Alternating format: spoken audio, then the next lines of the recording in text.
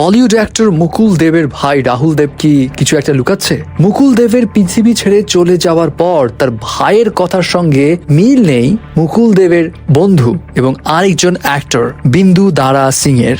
ঘটনা হলো, মুকুল দেব 54 বছর বয়সে এই পৃথিবীর মায়া ত্যাগ করে চলে যান এবং তার এভাবে চলে যাওয়াটায় অনেকটাই শখ হয়ে যায় বলিউড থেকে শুরু করে যারা যারা তাকে মুভিতে দেখেছেন তারা সবাই। কিন্তু আচমকা কি কারণে তিনি এভাবে চলে গেলেন এই কারণ কিন্তু স্পষ্ট নয়, একটা ধোঁয়াশা থেকেই গেছে।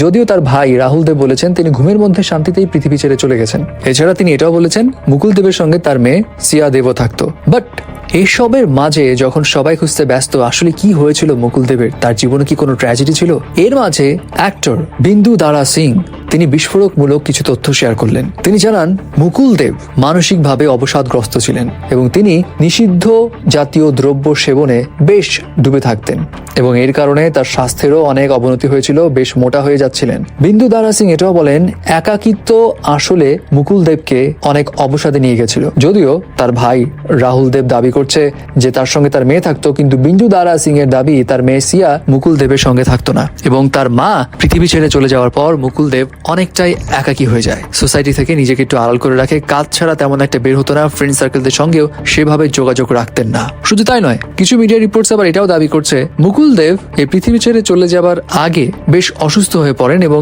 1 সপ্তাহ তাকে আইসিইউতে রাখা হয়েছিল।